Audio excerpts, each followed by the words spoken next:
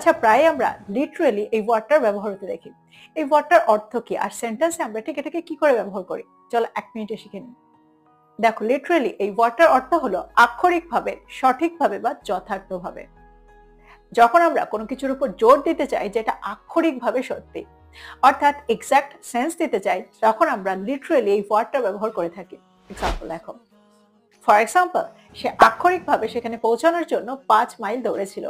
He literally ran 5 miles to get there.